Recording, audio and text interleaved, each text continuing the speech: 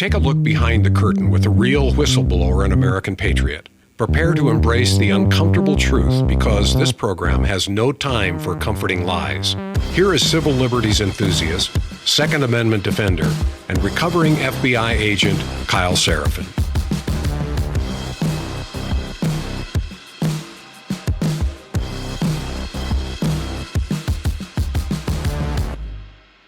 Well, hello, my friends. Welcome to the Kyle Seraphin Show. Today's Wednesday. It's June the 18th.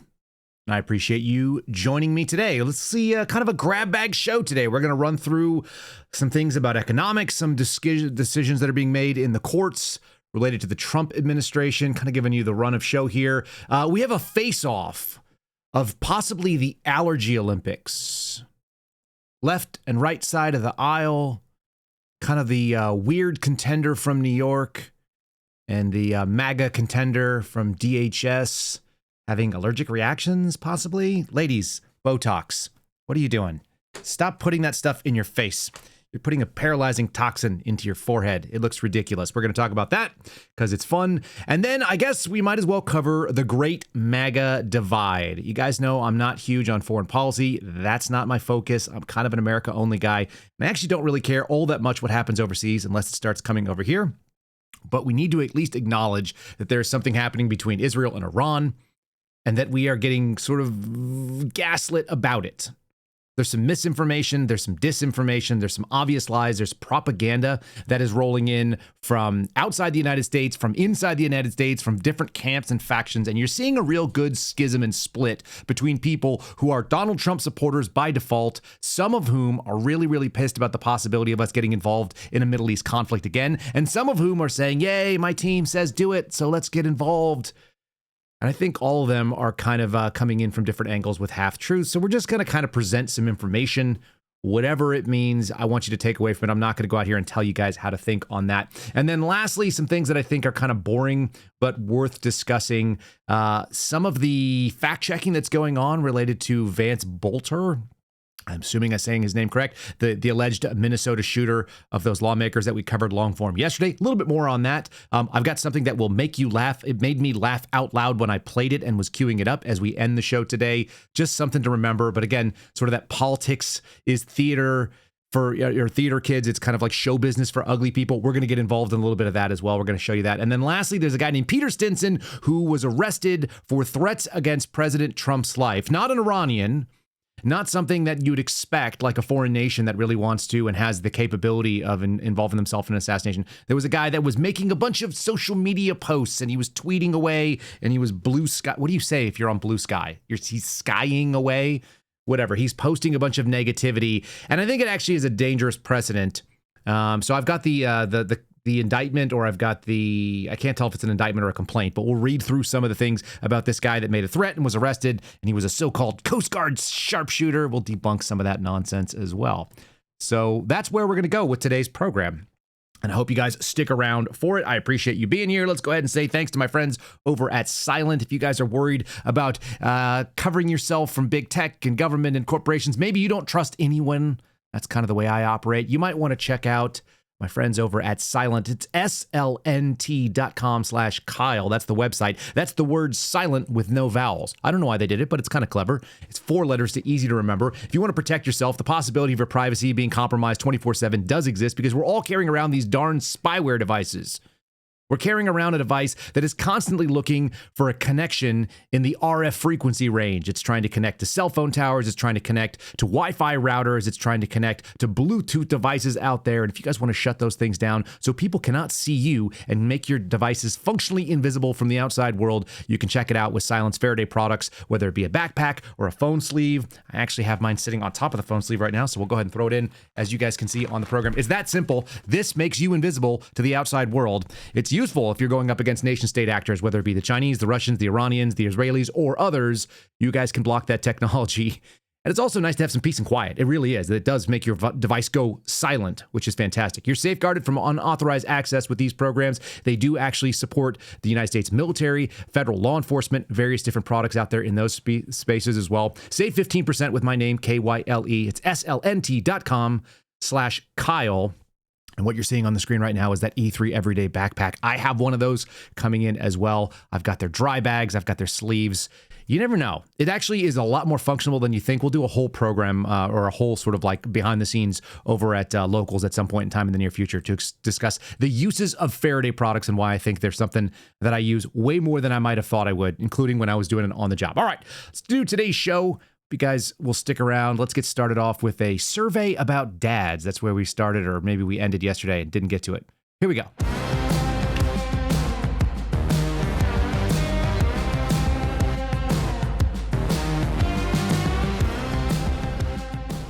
So over the weekend was Father's Day. I actually had a really great experience of Father's Day at church, where my least favorite priest in our diocese or in our parish, I don't know what his real name is. I know it's Padre something or other, and I call him Padre por supuesto because he constantly says the words "of course." He says them nonstop. He says them intermittently, and he uses them as a verbal stutter or pause when he's giving his sermons or his homilies. And that's irritating. But he also does it in Spanish because I've heard him do English and Spanish homilies where he alternated between two languages, which irritates the living hell out of me living in the United States. And he says, por supuesto, and I was like, what does that mean? I've heard that phrase like 11 times in this particular homily, looked it up while we're sitting there, which you're not supposed to do, but I did take my phone out of the pocket and look into it, and sure enough, por supuesto means of course, and that's what this guy says. He went through the entire Mass and didn't even make any reference to the fact that it was Father's Day on Sunday, and I found this article, which made me think of other sort of reasons why people don't pay attention.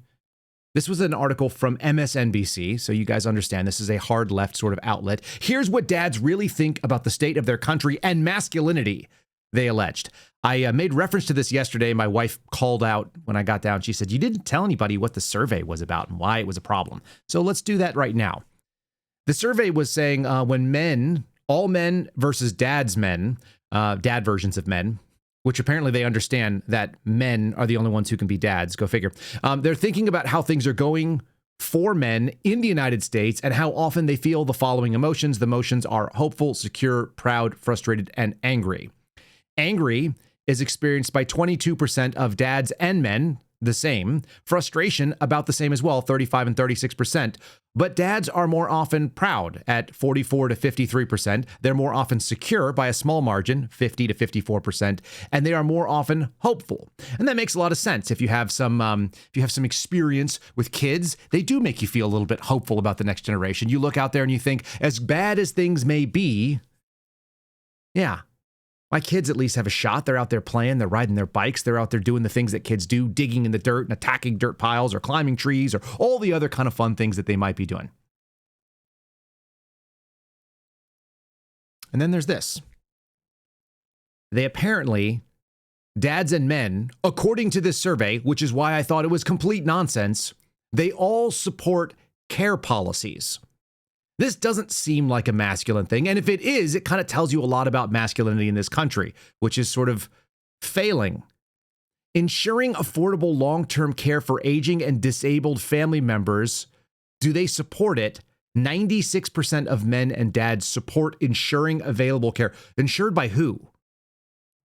Ensuring that workers have paid leave. Dads slightly support that more, but apparently 90+% of men and dads. How weird.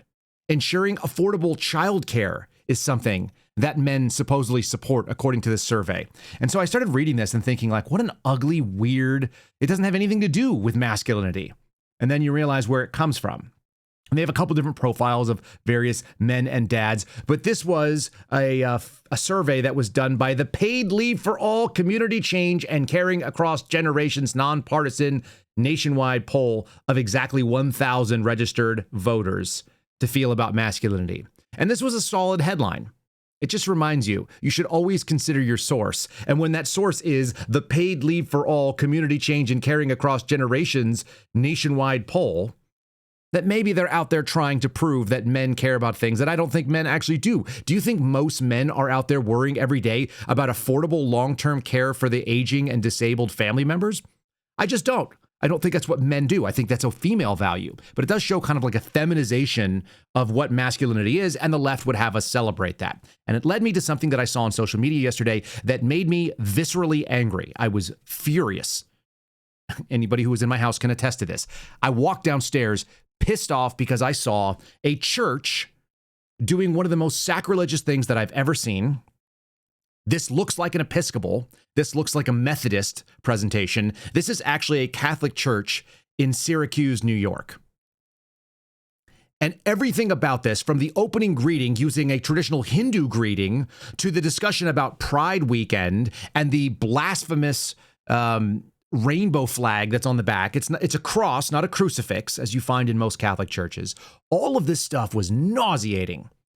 And it did kind of tell me that in this week, right after Father's Day, we actually have not just masculinity, but even like the word father and priesthood, which we associate with Catholic priests, is under attack, and it's under attack from the inside. This is, for me, this is the devil at work, falsely popping up a tent and saying, I represent this church, which has been around for 2,000 years, and I'm going to represent it in a way that has completely novel, completely new, completely wrong teachings, but I'm going to masquerade as something that it's not. And again, it doesn't matter whether we're looking into the political realm and seeing novel new interpretations of law, or you look into the spiritual and the religious realm and you see novel new interpretations of scripture, which are obviously not the meanings of the word.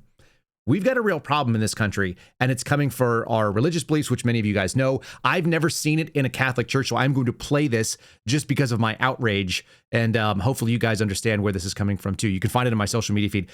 This is not a one-off, by the way. The entire website for this church is adorned with rainbow flags and what they call radical welcoming of non-binary people and trans people and all kinds of other crazy things that are not Catholic doctrine. And so for those of you that are in traditional parishes, that are in traditional congregations of any kind of Christianity, you need to be really, really on alert that this kind of garbage does not sneak in. And it is trying everywhere. It is getting its nose under the tent. To find it in a Catholic church anywhere is wild. Here we go. Namaste. Namaste. A warm welcome to all of us in church, and let us welcome those joining us at home. And we're invited to recall once again that as we gather to worship today, we're on the territory of the Onondaga Nation. A warm welcome to everyone in church. Let's welcome those at home. Did we just do that? Yes, we did. So I think it's really appropriate that here at All Saints in this month of June, this weekend, we celebrate Pride Weekend, recognizing in a very beautiful way God's imagination goes to the ends of the earth. So the rainbow is a beautiful, beautiful symbol of God's diversity. And we're called to celebrate God's diversity. And that's what we're about here today. So for Pride Weekend, let's have a nice hand of applause, especially to our LGBTQ folks here and those joining us. Upon them, that they may become for us. Again, he gave you thanks, and thank you, Pope Francis. Wow. LGBTQ findings in 2324, the Roman Catholic community is the top religious denomination of accepting LGBTQ folks. Wow. Thank you, Pope Francis. Wow, that's great. I skipped around a little bit in there, as you guys could probably tell. There's about 5 or 6 minutes of this little supercut. It's available over on my my X profile. If you guys want to find that, it's at Kyle Seraphin. Apparently, we just got kicked off X today too. For some reason, it's not streaming over there, so just be aware. But really crazy stuff. I found an additional welcome message, which was out there saying it doesn't matter if you're like a Sox fan or a Yankees fan, if you're a trans person or a non-binary and a bunch of other sort of things. Look how welcoming we are. He also goes on to talk about how he's got a vestment that has 50 states on there with special emphasis on the 22 that have enshrined rights for LGBTQ people. And he would wear it whenever all 50 states get in compliance and sort of do this thing. Really ugly, nasty stuff. It is a perversion of virtue. And that's something that we wanted to talk about again a little bit more today. I wanted to share with you something else that kind of kicked up yesterday. And we talked about health insurance. I got some really interesting messages from some of you. sending both comments and individual personal comments, like through DMs and whatnot, talking about how when you first started in the workforce, and many of you are older than I am, when you started in the workforce, there was this sort of like hospitalization coverage. That's what you would get insurance for. So that if something were to happen, not your regular doctor visits, not your teeth cleanings that you go to at the dentist, but you would have insurance for catastrophic emergencies. You're in a car accident. You're suddenly diagnosed with with some sort of illness. You fall. You have a sort of a trauma experience, and you have a broken bone. Then it would cover maybe some of the costs of a surgery and some expensive imagery and so on. And now today we have this very, very different system on board. I found this clip almost immediately after we did the show, and I felt like I kind of spent like a lot of time talking about that. And I went like, why am I babbling about insurance? Is this really the problem that I think it is? And I found this clip, and I can't help it. Like sometimes I think the Holy Spirit just leads me to the places I need to go. Speaking of things that are not blasphemous, here's a guy talking about how it's really great to have insurance in this country of the United States, as long as you're an insurance company. And I think that his experience is far more frequent and common than most of you. I have health insurance in the United States, and let me tell you, this system is great if you are a health insurance company. I have a bill right here for an orthopedic doctor that I saw earlier this year. And before I went, I called my insurance company and I said, hey, this is what's going on. I'd like to see an orthopedic doctor for my knee, my elbow, and my shoulder. I need some x-rays. I'll probably need some physical therapy as well because I got pretty banged up. And they said, no worries. This is covered. And I said, what about this place? This place I want to go to. Is this covered? Is this in network and is it covered? And they said, yes, and yes, you're good to go. Here is the bill. $228, $186, $202, $165, $146, $248, and $300. That's the total amount. I'll do the math later. That's how much the whole entire bill was. Insurance paid $81.40, $61.69, and $40 total. That's how much it cost. That's what insurance paid for. So I got this bill and I was like, the remainder of this is insane. I've already paid $150 for all this stuff up front when I first went. I'm not going to pay all that. What's going on? So I went back to this company and I said, hey, can we work something out? So they made a bunch of adjustments. And now I only owe $346 on top of the $150 that I already paid. So insurance covered $181, and I'm going to be out of pocket almost $400. I pay $1,000 a month for insurance. It would have been cheaper if I just didn't have health insurance. I went here, pay it out of pocket, and asked them to adjust it to be lower because I didn't have health insurance. Then if I paid $1,000 a month for insurance and then still had to pay $500, $600 for all of this stuff to get done, that's such a good system. I love it. It's great. It's awesome. Guys, I don't know if there's a denial of service attack that's happening right now or if we're having some issues on all the servers across the board, but I just watched Rumble completely shut down. I just saw X no longer could connect. We lost complete connection to Restream. So we're seeing like an awful lot of strange things. I think what we might end up doing is I may end up recording the show for the rest of it without any sort of stream. I'm hoping that it's actually still going out there to the stream, but I can't tell if it is. And yeah, we might be getting some real interesting things happening. One of the possibilities is that that we have cyber attacks that are happening. So it's not on your end, and I don't think it's on my end. It may actually be happening sort of systemically. I'm going to carry on with what I've got, and we'll see where it goes. If you missed the video on there, this should all be recorded. This is all being recorded locally, so we'll go ahead and punch it back up on there. So if you're listening to this and you're thinking, like, what the hell are you talking about, Kyle? I'm talking about the fact that we just watched all the servers crash out, and it failed. So I watched Rumble completely shut down. It blocked me out of the chat, and so on. Very strange. Let's do a couple of the things that are happening in the world just as people are paying attention. As I said, monetarily, it's bad if you have people that are out there posting all these videos that it's actually cheaper to not have insurance. Additionally, folks that are looking at housing are seeing some similar things. This is a sort of fear-mongering that's happening on behalf of our friends over at NBC News, giving you very, very serious stories about the Federal Reserve set to keep interest rates steady as the quote-unquote economic storm clouds gather. Despite calls for the president to lower interest rates, what we're seeing is Fed Chairman Jerome Powell indicating they're likely going to continue at the same rate.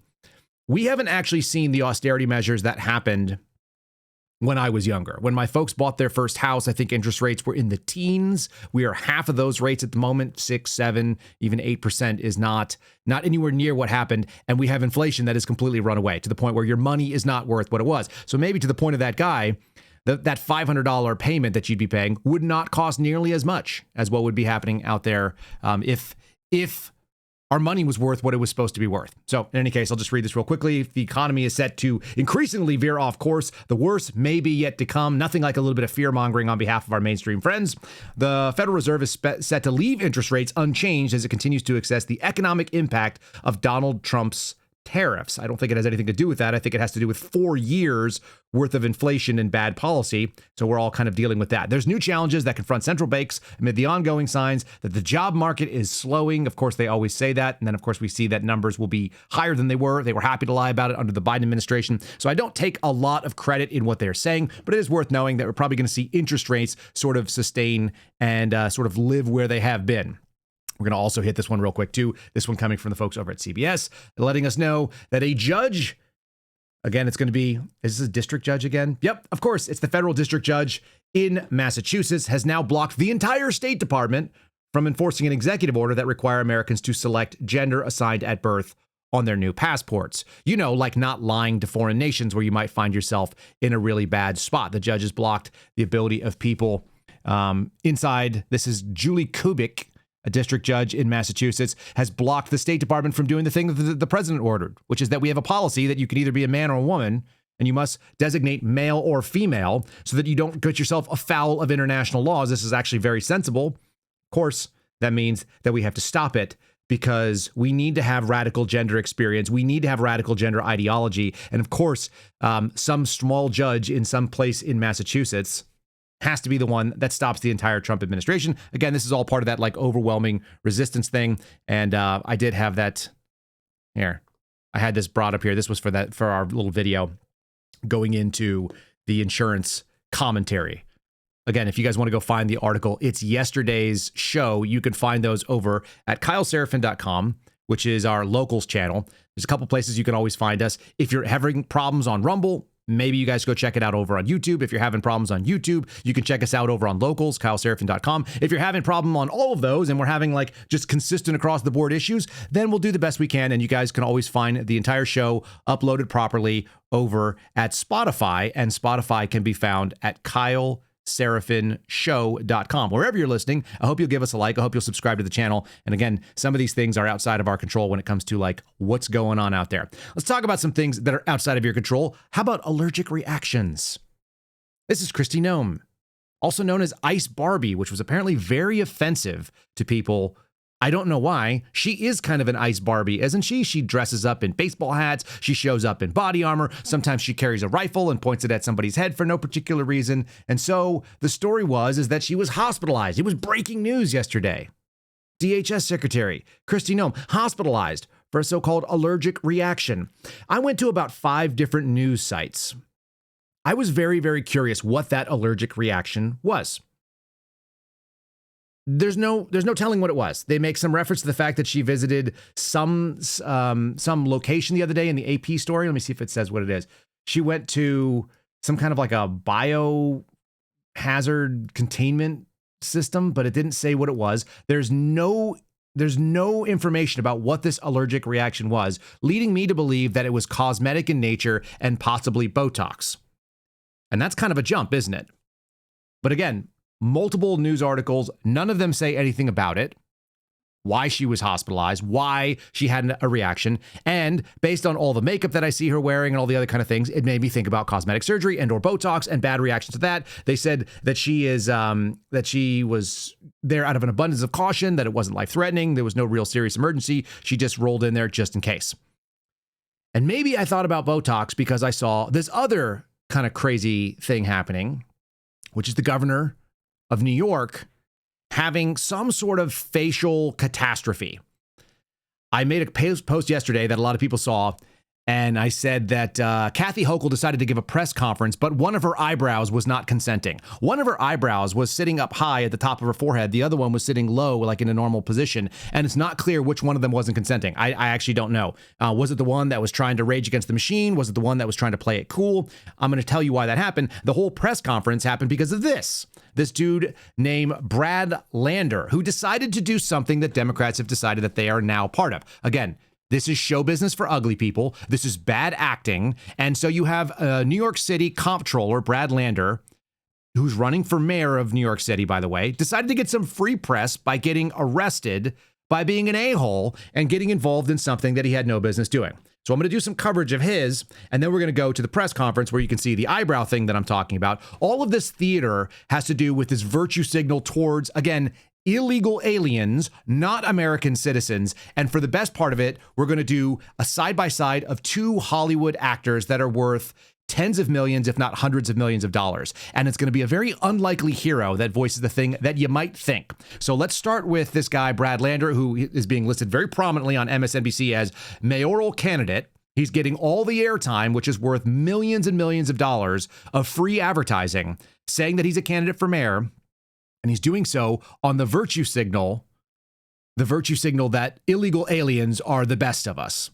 I don't know that it lands with Americans, honest to God. So here he is trying to make his case on MSNBC with Chris Hayes. When you woke up today, were you trying to get arrested? I mean, I had hoped what would happen was what happened last week and the week before, that I could walk peacefully out of the building with these families so they could reunite with their kids and continue to make their application for asylum. That is all I wanted. So how are you feeling?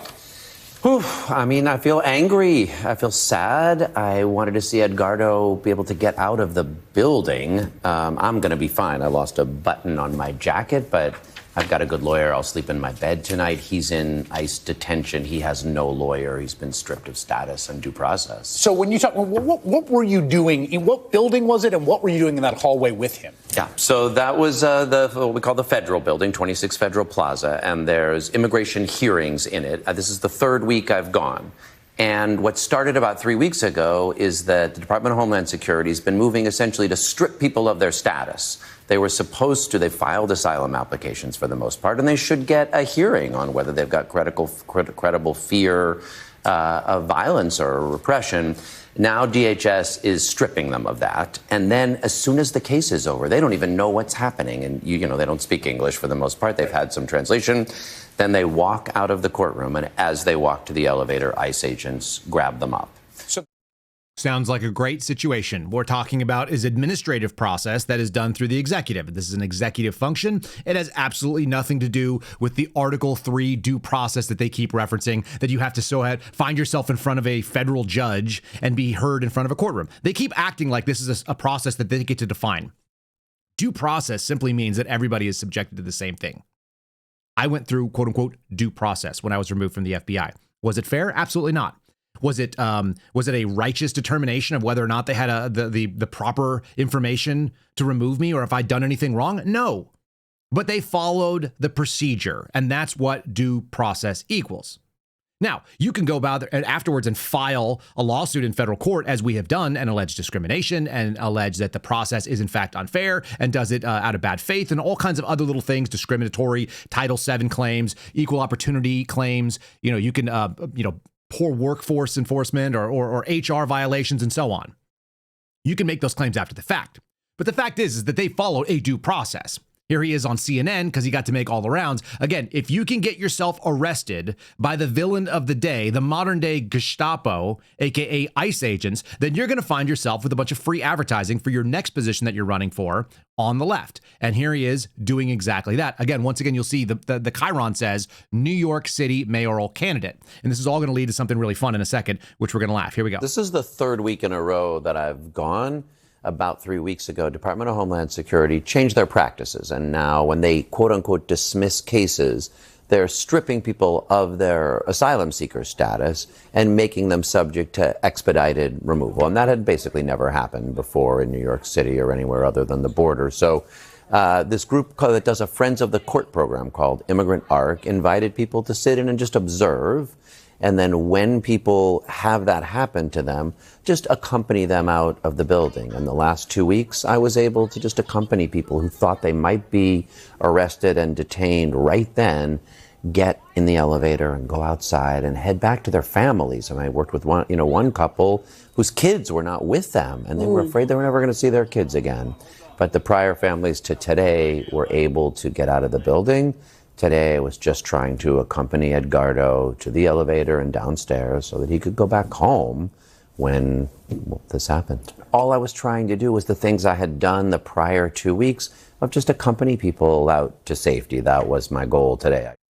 And that's not actually what happened, which you can see in the footage that they were showing in the background. He physically blocked and obstructed ICE agents, which is probably felony obstruction. It might be assault on a federal officer. This kind of stuff happens all the time, and people get thrown in handcuffs because he is a privileged politician who is making up this sort of sob story. He was let out because it would be bad optics to go ahead and prosecute it at that time. But yeah, he's got a lawyer now. He's going to have to fight this out. He's going to, you noticed all sort of that effeminate virtue signaling piece. The best part is going to be when mommy comes to get him out, which we're going to show you in just one second. Before we do that, let's go ahead and talk about my friends over at Patriot Protect. Guys, we talked about this yesterday, actually, that this shooter in Minnesota managed to do a bunch of open source research on these data broker websites that we talk about here with Patriot Protect. If you guys want to protect yourself and get your name out of that hat, not that many of you are probably targets of political assassination, but the website is patriot-protect.com/KYLE. If you're a public figure or if you're not a public figure and you don't want your passwords exposed, there were 84 million passwords that were leaked in an AT&T data breach. 184 million people with their login credentials, usernames, passwords, email addresses left unencrypted, wide open on the internet, available for people, data that is now circulating on the dark web. So you're going to use their services from either Patriot Protect or someone else to try to keep that stuff out of the hands of the bad guys. And they are out there looking for it. They don't even need to hack you. They can just log in if they get this information. Patriot Protect removes your personal information like your home address, your phone number from public websites, scrubbing up to 100 people search and data broker websites, which we were just talking about yesterday. It makes it virtually impossible for scammers to find you, and they're not going to be able to find you through the public available sources. They would have to at least do something a little bit more aggressive, and there's some sort of like gatekeeper there. You can also check out the Blackout service, which is a advanced dark web search, which lets you know if your information is being sold actively on the dark web, so you can change the stuff you need to change. Criminals count on you being an easy target. With Patriot Protect, you make yourself a hard target. Everyone knows you're always going to remain a little bit vulnerable, but it's much better to hide this stuff from hackers and people who might want to go in. We use the service here, both my wife and I, patriot-protect.com/KYLE. You'll save 15% on an annual subscription. It's very inexpensive. Again, patriot-protect.com/Kyle. That link is in the show description. You guys ready to see mommy bail this guy out? Because we've got that too, and it's quite fun. It's actually really embarrassing. I would find it embarrassing if I had this experience.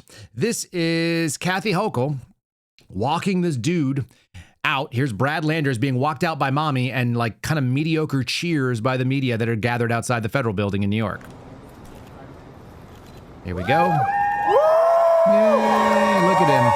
And there's mommy walking awkwardly with her hands at her side like a robot, and wife holding on to him, directing him away. He's not in charge of his own movements. He doesn't know where he's going. And now we're going to go over to the podium on the corner, and we're going to talk over there. Here's the press conference that you guys would be seeing if you were standing there listening to her, and then we're about to show what happened with the allergic reaction, sort of a face-off against Christy Gnome. And that's when I got word of what had happened to my colleague in government, our controller, Brad Landers. The video is shocking. I knew I needed to come down here immediately and check on his whereabouts and do what I could to intervene. Thank God she got there. She needed to check out. The video was shocking. Not as shocking as what's going on with this face. If you guys are just listening, tune in about 30 minutes in, whether you're watching over on Spotify or if you're watching on YouTube, you guys will already see this. But this is fun to watch, sort of. Again, I don't know if this is a Botox gone wrong. I don't know if this is the 12th booster finally having the effect that we hoped on, which is facial reorientation. But here's Kathy Hochul saying that she thought what happened to him was BS. Totally unscripted, people. This is totally not acting, as she very cautiously drops a swear word to let you know that she has righteous indignation about federal agents doing the job of federal agents that they've been doing for decades. Do you want to know what I really think? I do. Please. It's bullshit. Oh. How dare they? How dare they, indeed. Take an elected official who's been going down there for weeks to escort people who are afraid to walk into a courthouse in the United States of America. This hurts to do. Because despite them having legal status and following the rules and making their appointments, that they don't know what's going to happen to them. So Brad Lander has stepped up citizens. to be a guiding help for them. And this is what happens to them. What the hell is happening to this country? I just left Little Haiti. People are being traumatized. Yeah, they are being traumatized. That's right. You know who else was being traumatized? I realized there was this woman that came here and she got all these benefits of living in the United States. She has also been traumatized. She is a Totally weak, unpowerful minority woman who is in a position that she has no authority in the United States except the fact that she is actually a elected congressperson from Minnesota. Her name is Ilhan Omar. She knows what a dictatorship looks like because she came to the United States from a place where there was a dictator, and she grew up there until she was 12. Think back to all the politics you understood when you were 12 years old. That's how much Ilhan Omar remembers about Somalia. Except the fact that she probably lives in a neighborhood that has a bunch of Somali people out there. Well, she doesn't live there, but she does visit there so she can represent them. Here's Ilhan Omar talking to Democracy Now! About the dictatorship that we are living under in the United States. She would almost rather go back to Somalia, you'd think. I bet we could arrange that if we wanted. To be coming out of our country, I mean, I grew up in a dictatorship. And I don't even remember ever witnessing anything like that. To have a democracy, a beacon of hope for the world to now be turned into one of the worst countries where the military are in our streets without any regard for people's constitutional rights, while our president is spending millions of dollars propping himself up like a failed dictator with a military parade.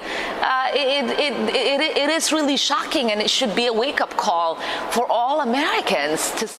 Not only is he a mean dictator that didn't have anything to do with the fact that this guy decided to block ICE agents, but they also went after a senator from California, Alex Padilla. You remember this story? This just happened. He just went in there to just interrupt a press conference and ask a peaceful question without his pin on and his security clearance. And he got put on the ground. I'm Senator Alex Padilla. I have questions for the secretary, because the fact of the matter is a half a dozen violent criminals that you're rotating on your head. They threw him outside. He's not going to make it. Oh, he's got to get on his knees. All right. Oh, now he's on the ground. Lay flat. Look at that. He's not resisting. Look at that knee. That's a resisting knee. Just saying. You think he's got a condition? Oh, it's so sad what happened to him. And luckily, in America, this man who had no ability to protect himself or even explain himself, he was just trying to ask a question. He now has this national platform where he can stand up in front of the entire gathered body of the Senate and say his piece. And like every grown man who's had handcuffs put on them when they knew there was going to be handcuffs put on them because they went out there and solicited handcuffs by picking a fight with cops that didn't know who they were. Whenever that happens, you stand up in front of all of your peers and you have a good cry. Somebody photoshopped Donald Trump making fun of him back there behind him. This is kind of fun. If you can see it, if you can listen to it, these are the tears of Alex Padilla. I was forced to the ground. First on my knees, and then flat on my chest. That's what it looked like. He's just first on his knees, and then he's on his chest. Oh, this is the kind of thing that makes a grown man cry, doesn't it? If only we had some additional footage of that situation, which I may or may not have for you as a palate cleanse. We're going to hold on tight. And we're going to start talking a little further about the immigrants and the difficulties that they face in this country. And we're going to get it done from an expert on difficult life and a person who understands exactly how hard it is to exist in this country, which is now no longer something we can afford. It is almost unbearable to live here. Here's Mark Ruffalo. He was interviewed in Los Angeles at the No Kings protest. And then an unlikely hero is going to come and save the day. Also someone living in California. Here's some more boohoo moments. It's not the immigrants, it's the billionaires. Well, we're seeing what's happening. First of all, we're understanding that the immigrants aren't the criminals. If you look at the statistics, most of the crimes that are committed in this country are by white people, that non-immigrants. And they add to our economy by the billions. And so for every horrible thing that you have to go through in life, you get an equal gift in return. And the gift of this time is that we get to see who the true villains are. We get to see who's really making our lives unbearable and who's making us so desperate. It's not the immigrants, it's the billionaires. And it's time to take our country back from that extreme wealth that has its hands all over the power of the nation and become a beautiful, burgeoning democracy that works for the people, not just the very wealthy. We don't need a country that just supports the very wealthy. That came from Mark Ruffalo, who's worth somewhere between 35 million on the conservative end of what I found online and 100 million, which is what more people seem to think. He's worth tens of millions of dollars, and he rightly points out that the real problem in this country are the billionaires. That's what's really going on. You know what's kind of interesting is when you get an unlikely hero, also now in California, also appearing on one of our favorite programs. You guys always need a warning whenever I play it for you. So here's a clip pending. Stand by. It's going to be okay. This is from The View. And this is Arnold Schwarzenegger dropping a little bit of truth on those ladies who weren't ready to hear the story about how these immigrants are suffering so righteously and that they are really the best of all of us. Here's a real immigrant with a real success story who's really grateful, at least he's saying the right things about America. So if you are an immigrant, you're an immigrant in this country. Yeah. Did you have a visceral reaction to what they're doing, what ICE is doing when you see the videos of it? Well, I tell you, you said that the immigrant, I'm so proud and happy that I was embraced by the American people like that. I mean, imagine I came over here with the age of 21, with absolutely nothing. And then to create a career like that. I mean, in no other country in the world could you do that. Yeah. Every single thing, if it's my bodybuilding career, if it's my acting career, becoming governor, the beautiful family that I've created, all of this is because of America. That's true. And so this is why I'm so happy to see firsthand that this is the greatest country in the world, and this is the land of opportunity.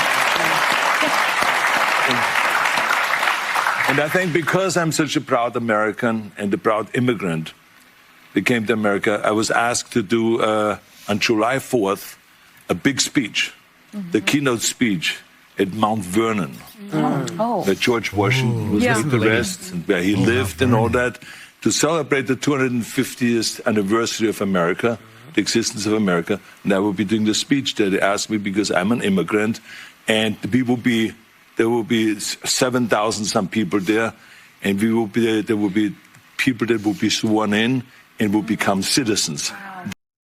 Okay, I understand the frustration with an Arnold Schwarzenegger. This is a reminder that not everybody is one single event in their life. How many of us have said things to somebody, if they took them out of context, it would look bad? How many of us have had low moments or low years where we went out and we had opinions we didn't agree with? You could go back to my wife 10 years ago, maybe 15 years ago, and most of the opinions that she had then, she would despise that she had them and she regrets having them, but there's nothing you can do about that. We are the sum cumulative experience of our life. And Arnold Schwarzenegger, who is an American hero, for those of us who grew up in the 80s, he was that. He had bad moments. He did say, screw your freedom, as all of you guys were pointing out in our chat. Our chat was really pissed off about the screw your freedom thing. Yeah. And banging the maid and all the other sort of awful things. He's a regular person in so much as we're all flawed. But he is right about immigration. He's right about something that is really important, which is that there is no Arnold Schwarzenegger if there's not America, at least not in the way that we know about it. So I'm going to let him continue talking about immigrants because these ladies are like, well, don't you feel mad about the illegals? And he points out something that is very clear. And he has a right to have this opinion, even if we don't like it, which does belie something very important in America. We're allowed to have disagreements. You're allowed to have agreements and disagreements as long as you obey the law. And he's talking about something that's really important. Rule of law. These ladies don't get it because they want everybody to fall in line perfectly ideologically. Remember, he ran as a Republican governor, even though he's pretty left because he lives in California. And he ran in Hollywood, where you got guys like Mark Ruffalo out there having some positions that exist around the middle. And even if they're the screw your freedom thing, you know, not everybody's like single opinion says everything about who they are. That's what it's worth remembering. Because a lot of people will write you off. You write off Tucker. You've written off Mark Levin. You write off Alex Jones because they say one thing you don't like, and that's not great. Anyway, there's nuance in human. Like every one of you has a lot more to you than one thing you said one time that someone heard in a little clip. So maybe just a little bit of grace. This is the right thing to say. That day. That's great. So it's really a great, great celebration. And this is what this is all about, is to celebrate people becoming Americans and coming to America and all that. And so I just think the world of the great kind of history that we have with immigrants in America.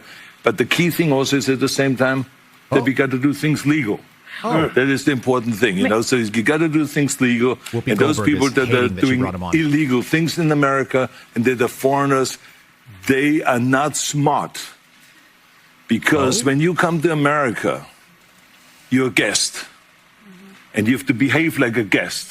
Like when I go to someone's house and I'm a guest, then I will do everything I can to keep things clean and to make my bed and to do everything that is the right thing to do rather than committing a crime or being abusive or something like that. So that doesn't really work in this country. So I think the important thing is when you become an immigrant to think about, okay, I go to America because I want to use America for the great opportunities that America has in education, in jobs, creating a family, all of those kind of things.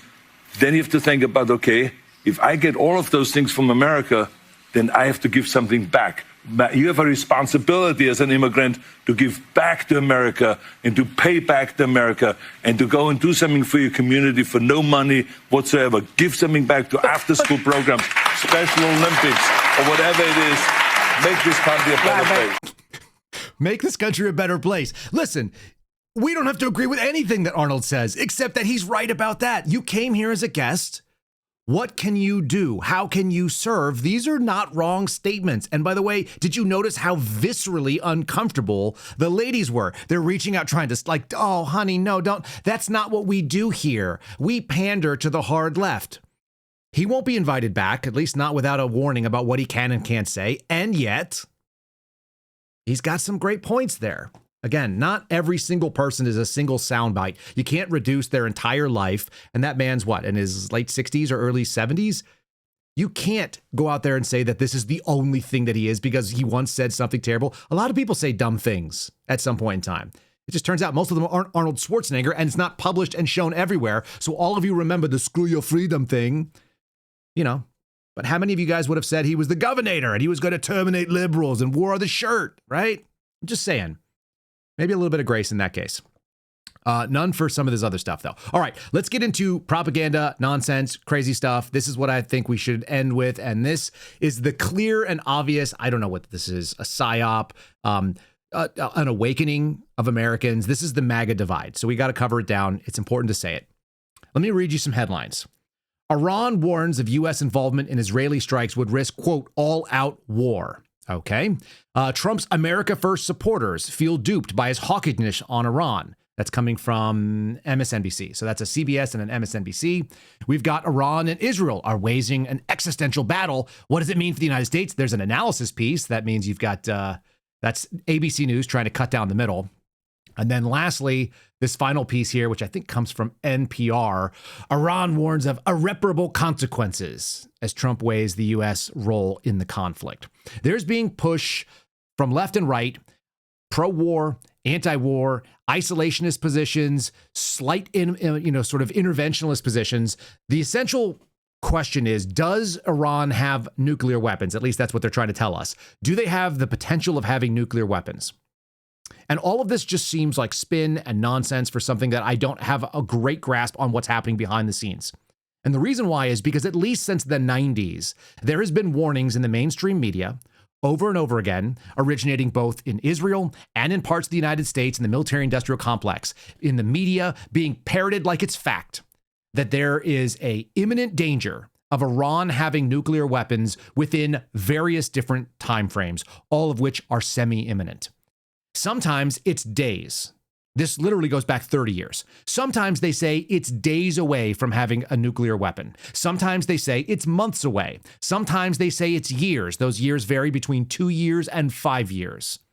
But this statement that has justified an aggression into Iran and with Iran has been going on at least in the last 30 years. And all of it goes back to 1979 when Iran took hostages and they had this violent takeover in the new sort of regime that's been in, and it's been holding on to power since then.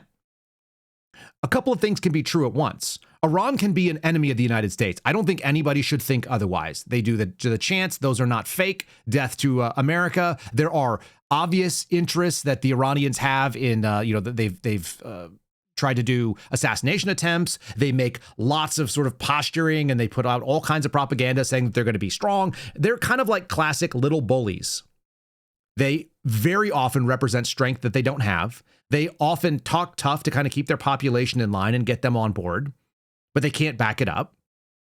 And as I recall, in the counterintelligence threat world, it was kind of like an open secret that there's exactly one Iranian intel asset that runs around in the United States, like a well-known, been here for years, decades, maybe even intel guy working for their intelligence services, because they just don't have that much capability. Israel, on the other hand, does have some capabilities, both as a friend of the United States and as a frenemy of the United States, which is to say that we accept them, but we also know that they're doing all kinds of shady stuff as well. It was a really interesting interview. I've only seen clips of it. I haven't sat down for the whole thing, but there was some pretty interesting stuff with Tucker Carlson and Ted Cruz. Now, I haven't seen a politician and a media head go head to head like this outside of like any leftist outlet and Donald Trump. You just don't see it all that frequently. So it's pretty interesting to me to watch sort of the head-to-head engagement of Tucker Carlson calling out Ted Cruz, who's gone on the hawkish side of this thing. And he's making some arguments about whether or not the United States should be involved and whether or not the people who are claiming that we should be involved even know what the hell they're talking about. So from what I was able to gather, there's something like $560,000 a year that are put into Ted Cruz's campaign from AIPAC. So that's the Israeli lobby, the American Israeli lobby, right, for policy concerns, whatever the hell it stands for. Tucker is kind of pointing from the other side. I don't think either of these guys are right per se, but this is a very interesting discussion, and maybe not for the reasons that Tucker even knew that it was getting into. So I'm going to go to some outside analysis from our friend Aaron Stevenson. He put it out on X yesterday, and I reboosted it because there are reasons why you might want to know, like the population and the demographics and who the hell is involved in the countries that you are talking about toppling or destroying. Now, there's all this other kind of fake nonsense going on saying that Tucker is a Qatari asset, and they go out there and they quote Laura Loomer. Again, you should be skeptical of these sources and go to the source documents. It's very interesting that the thing that says that that Tucker Carlson is a Qatari asset, I went and looked at it. It was a filing that he did with the what is it called? It's the Foreign Lobbyist Organization. This is the thing they got Mike Flynn for.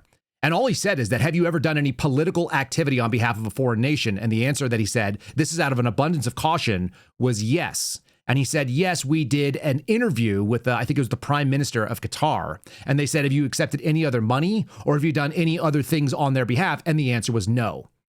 So we're talking about the Foreign Alien Registration Act and whether or not you have to disclose political activities. And there's an obvious value for that foreign nation if an American news outlet does a coverage of them. I think that he was just covering his bases. So let's just be fair on both sides. And I generally like Ted Cruz's take on things. He seems very bright. He seems very interested in the Constitution. But it does seem like if he's going to advocate for war in Iran, he might want to know a little bit more about it. So let's just open-mindedly look at this. Two men kind of bashing each other. And I'm not sure either one of them know the significance of that population stat. It might be a gotcha on Tucker's part. It actually turns out to be a bigger deal when it comes for use of force in the United States. Here's the little clip from that. How many people live in Iran, by the way?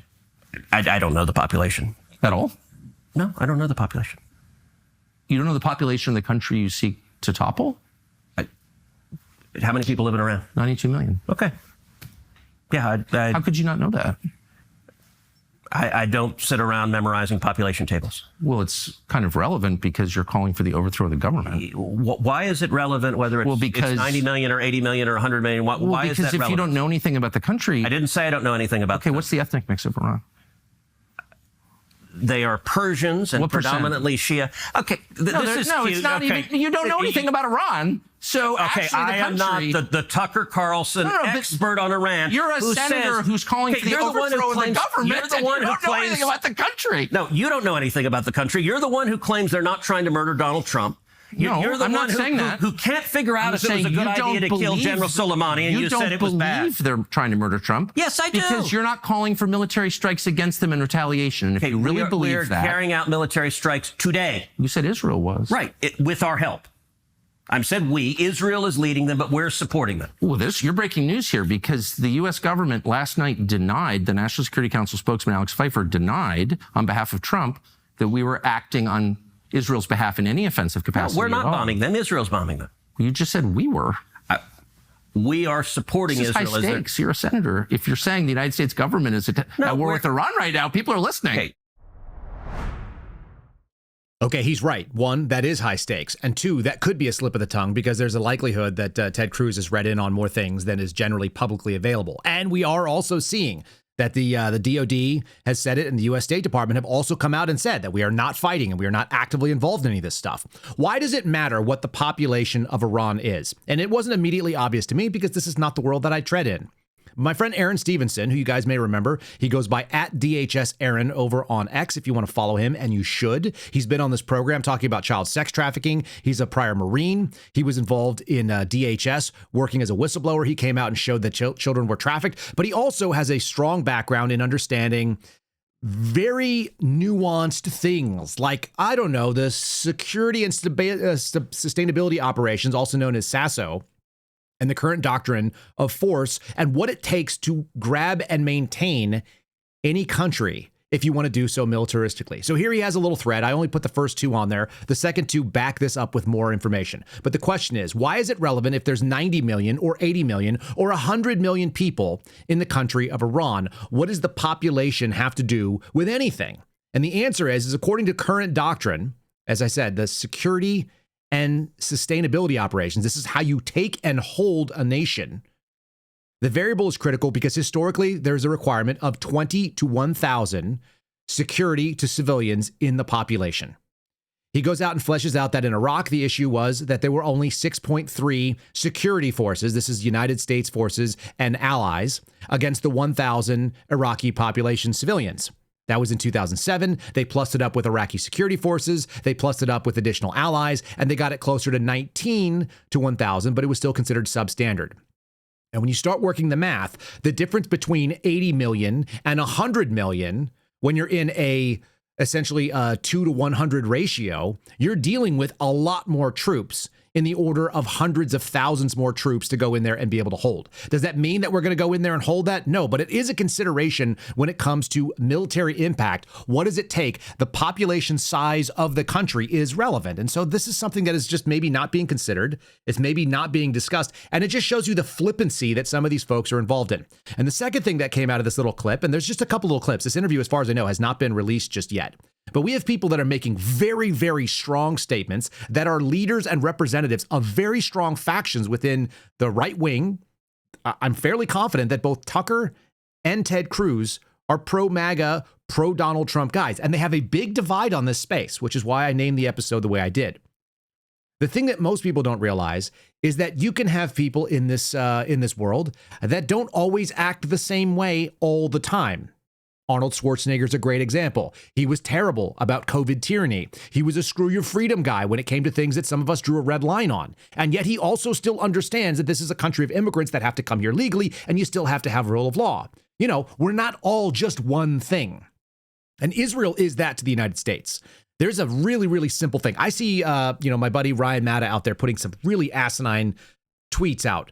He's been posting things saying, God bless Iran. No. That's moronic. It's horrible. You have to understand that you can have people that are not always your friend, and you all have someone like that in your life. You know, like someone that if you needed a favor from, you might call them, but you wouldn't leave your kids with them if you were in a pinch. You'd rather just like have them sit in the car and sweat. You know those people, they exist. And that's Israel to the United States. As far as I could tell, there were counterintelligence operations. There were all kinds of ops being run.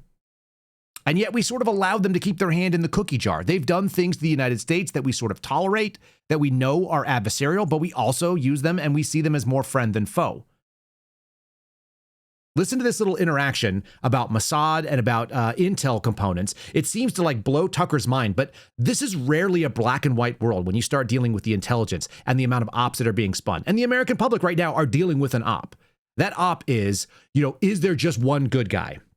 Is there just one answer to this? And the answer is kind of like a gray zone, which is why there actually is debate and why you're seeing a divide in people that otherwise would normally agree. That's why you're seeing people like Mark Levin stand up and fighting against guys like Owen Schroyer when both of them would have been on the same side when it came to, like, let's say November and the election, right? Here's a little taste of this. This is Ted Cruz again and Tucker Carlson going head to head talking about intelligence capabilities and working against the United States and what it means to have an ally. And does it mean it's always? It's rare that you have it every single thing we see the same way. Does Mossad share all of its intelligence with us? Oh, probably not, but they share a lot. We don't share all of our intelligence with them, but we share a lot. It's a close alliance. Do they spy domestically in the United States? Oh, they probably do, and we do as well. And friends and allies spy on each other. And I assume all of our allies spy on us. And that's okay with you? You know what? One of the things about being a conservative is that you're not naive and utopian. You don't think humans are all... Part of the reason socialism doesn't work is the mantra from each according to his abilities to each according to his needs doesn't work. As a conservative, I assume people act in their rational self-interest. So it's conservative to pay people to spy on you? It's conservative to recognize that human beings act in their own self-interest, and every one of our friends spies on us, and I'm not... Do you like it? That's my question. I'm not asking whether they have motive to do it. Of course they do. I understand that, and by the way, I'm not mad at them. But you're an American lawmaker, so I just want to know. Hold on, I want to know your attitude. Yeah. You said that your guiding principle, in fact, the only principle, the only criterion. I said guiding, the overwhelming. I wouldn't say only. Is it in America's interest? Is it in America's interest for Israel to spy on us, including on the president? It is in America's interest to be closely allied with Israel because we get huge benefits for it. And you want to see the clearest... But I just want to stop on the spying for a second. That it takes place, as you know, and including on the president of the United States and several precedents. And I just want to know if that's okay and why is it okay? Wouldn't an American lawmaker say to a client state, you're not allowed to spy on us? I'm sorry. I know why you want to. I'm not mad at you, but you're not allowed to. Sure. And I don't care for it. I don't want to be spied on by you. Is that... It's kind of weird not to say that, but you don't seem able to say that. All right.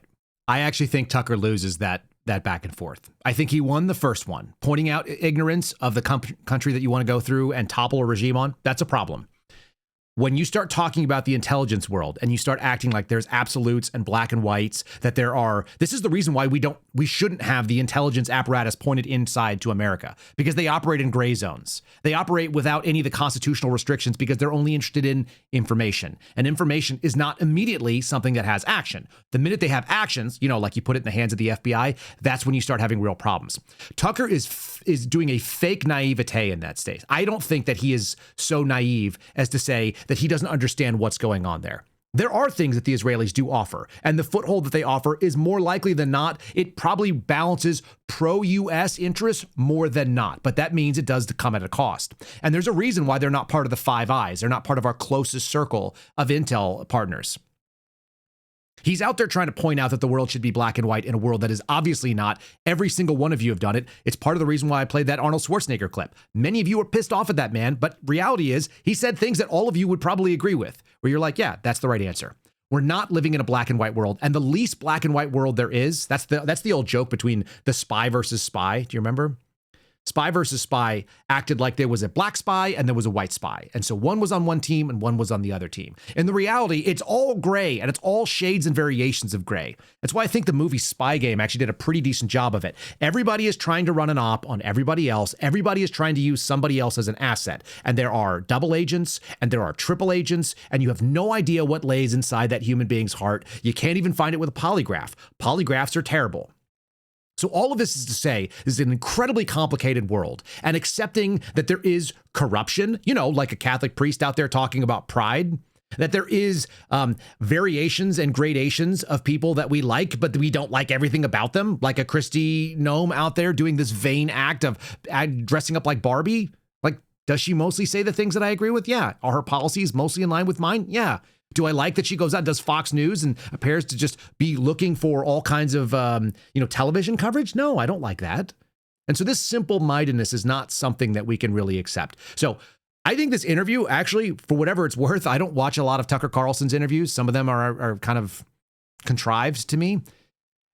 Two people going at it in a semi-adversarial way and attempting to get towards the truth, that actually does sound like it's probably worth our time. Because, again, I can find things that I agree with on both of those guys. And the odds are you're going to learn that there's an ignorance in some of our lawmakers, and there's also a propaganda and or like sort of a simplicity and a fake simplicity that's being pushed by some of our media, which all of that went to exactly what I'm seeing in this.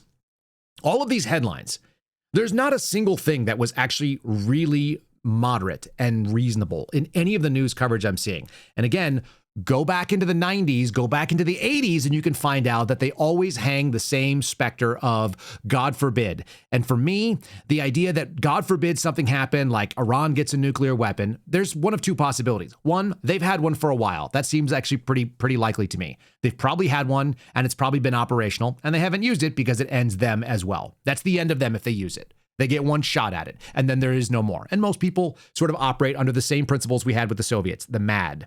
And the other possibility is they're nowhere close, that they don't have any kind of capabilities. And if they did, then Israel would take them out in sort of like a really quick, what they call decapitation strike. They would end everybody involved in the program. And that's possible too.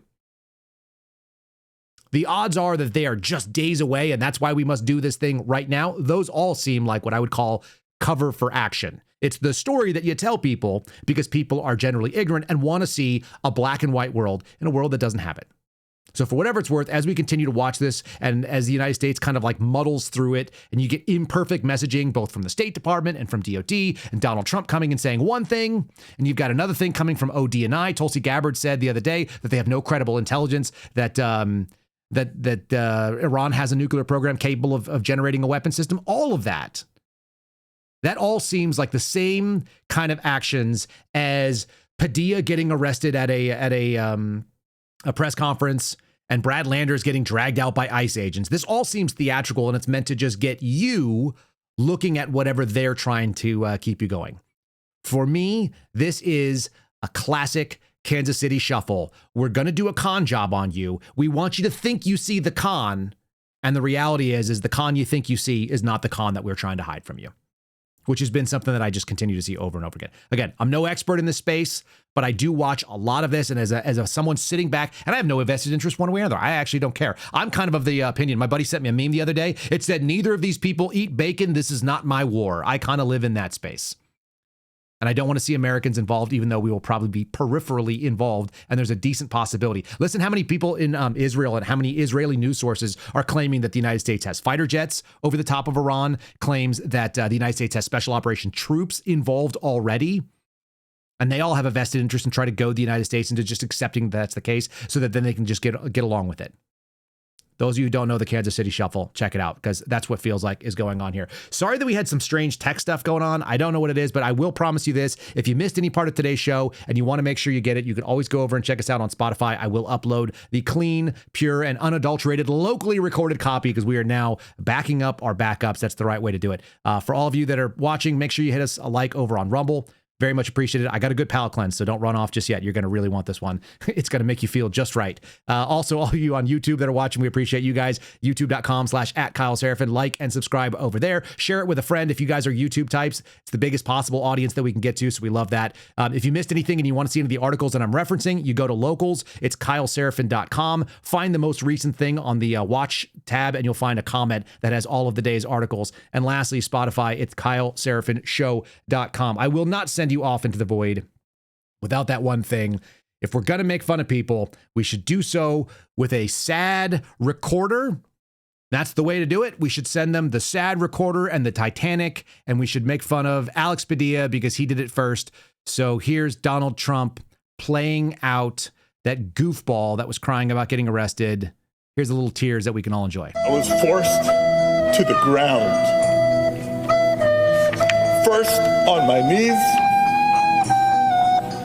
and then flat on my chest.